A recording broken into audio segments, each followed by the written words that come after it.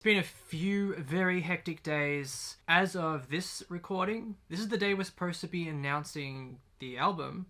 We've just got a brand new website, a whole bunch of cool things cooking. But I just wanted to stop by very quickly to introduce this video, as if you watched our previous video, it was like super long. So I've cut it in half, and this will be part 2 of the video where I talk about the gear setup and the lights and all that kind of stuff that goes into putting together a Black Diamond Cabaret gig. So if you haven't watched that video yet, please do that. Or if you're only here because you want to know about the lights and that kind of stuff and you don't care about the sound, then this is the video for you, and I'll get out of your way and enjoy. Another big thing that gives me some stress, but slowly is becoming more stable, is I mentioned at the beginning of this video how we used to haul around massive heavy amps. So I used to bring my Vox AC15 around to gigs, and for any musician who has ever had to carry a Vox amp, particularly a tube amp, you will know that these things are incredibly heavy and big.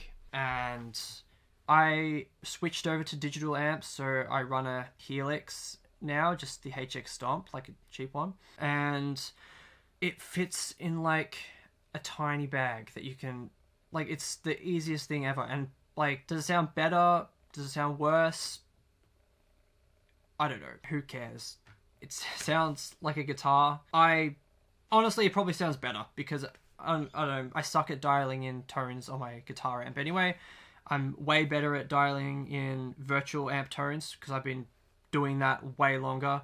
When I first started recording guitars in like 2012, I was using virtual amps. So it's what I'm used to, it's what I like. We just run that straight into the X32, goes to the front of house. It keeps the stage way quieter as well, which is another thing. The louder the stage is, the harder it is to mix. The main thing that causes us problems is the drums, because they're unbelievably loud. But if we can reduce the stage volume as much as possible, Pat as well now is all digital with his amps. Bass is still yet to transition to digital. Probably would make a big difference actually once Luke. Yeah, another thing that the HX Stomp lets me do is it has MIDI capabilities, which means I can program all of my pedal changes, tempo, all through our session in Studio One that sends the MIDI signals out to my Helix, and I never have to press a single button. It just changes sounds for me, clicks things on and off, can change presets completely, which actually lets me do things that I probably wouldn't be able to do with physical pedals, like turning off multiple pedals at the same time. So that's been a really good thing because it's opened up like a world of different guitar sounds. I mean, like, I've never been a guitar pedal effect kind of guy. I've always just had like an overdrive and a delay.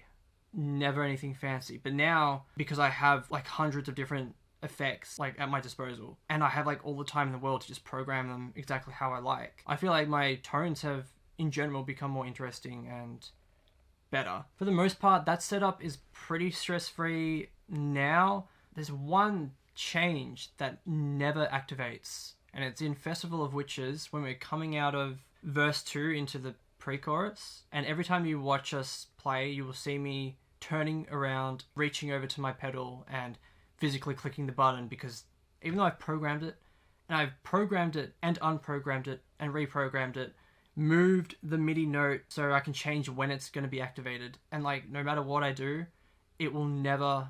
So in the verse, I use like a reverse kind of delay, and it never turns off like when the pre-chorus hits for some reason. So I always have to turn that off. But aside from that, I haven't actually had any problems with the wrong sound coming on or other things not changing. It's become like a really stable thing for me, which is good. Because the next thing is the most stressful, most time-consuming thing in the world, and that is our lighting setup. And we've only got 4 lights, so our lighting setup is so basic. We've got 2 backlights, 2 front lights. Stressor number 1 is every venue is different, and I don't have the time to drive there like before the gig just to look around. When we get there, that's when we're going to be like, okay, where will these lights work? Because even though I've been to some of these gigs or some of these venues before, you're not paying attention to like where the lights could go. All the times I've been to a gig, I've never been like, oh yeah, that's like a nice spot on the ground that's out of the way that we can put like a lighting stand, or like how big is the room, how much of the light's going to reflect, which is one thing that I found out at Cactus. So I've been testing these lights in small places like our living room and small rehearsal studios where there are lots of walls. Yeah, when you're in a venue where there's not like a wall in front of you and there's like kind of a big open space, light doesn't reflect off the walls. So when I was testing it, our backlights would illuminate a lot stronger because they would bounce off the walls and hit us again. Whereas at Cactus, our backlights just go and we're in darkness, which is okay, but also our backlights are so small that they don't provide that much of an effect. So I think one thing we're going to need is definitely upgrade and get some more lights, which is going to be a lot of money. And then yeah, because like we're only going to be able to use these at small venues anyway. At larger venues, we've got a gig coming up that's in a larger venue, and I don't know what we're going to do with that one because the lights are just not going to be powerful enough. But all that aside, our lighting system also runs through MIDI changes, and if you don't know what that means, it just means our session in Studio One, there are like MIDI notes, which is like, the notes are like the notes on the keyboard. So say someone presses this note on the keyboard, then this light will flash. Or someone presses this note, then it changes to like another program. In the lighting designer that I'm using, you can program two things. You can program songs, which are banks, or you can program the actual lighting scenes, or like that's called programs. So there's banks and programs. A bank is a song, programs are changes within a song. So I'm programming all of those in the actual lighting software, and then Studio One is using MIDI to change between those. So like MIDI note number 1, I think like changes the bank. That's most of the stress. Like that's the only part that I think can go wrong, and it did go wrong at Cactus, which maybe I'll discuss that in more detail in a different video because we're getting a little bit long here. The other part of it, so once we've got all the programming done, we actually go into Studio One, and I'm just using automation to like, the only automation channel I've got is dimming. I'm changing the dimness of the lights. That lets me flash them on and off, which is what I mostly do. If something's like really stroby, I'll change it to like half dimness so it's not as like aggressive. Yeah, so lighting, another massive stress. Lots of things can go wrong. They did go wrong. Luckily, I, through my panic, was able to fix it. If we had a roadie or if we had assistants who could do this for us, that would be amazing. All this stuff is like not even the performance. The performance itself and like how we play and all that. There always is a part of me that's, I have one eye on the gear. It's sometimes not as good because like I can't fully focus on my own performance. So I always play way worse. I'm always a bit more stressed than I should be just because I'm like, okay, are the lights working as they should be? Is this song changing the way it should? Even though we've tested it so many times that things shouldn't go wrong. But obviously they do. My only wish through all of this, if I could ever change one thing when it comes to small gigs, because I know big gigs, they have bigger productions, but they also have, I think the venues understand that they have bigger productions, whereas small gigs in small venues with small bands, our load-in time for Cactus, so load-in is when they open the door to let us put everything in, was at 1:30. Doors open at 2:30, and then the first performance is 3. So in an hour and a half at most, we're meant to go into the venue with all of our gear. 3 bands are doing this, by the way. We need to set everything up, organize where everything goes. Meanwhile, set up drums, discuss what's what, who's going to go where. The stages are so small that there's cable spaghetti literally everywhere.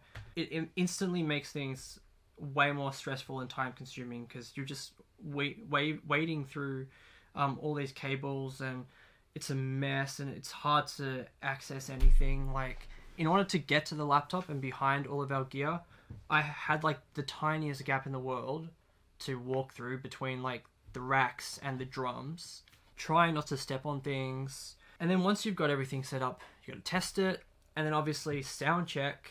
So you want to ideally sound check 3 bands. We didn't even get a sound check because there was just no time.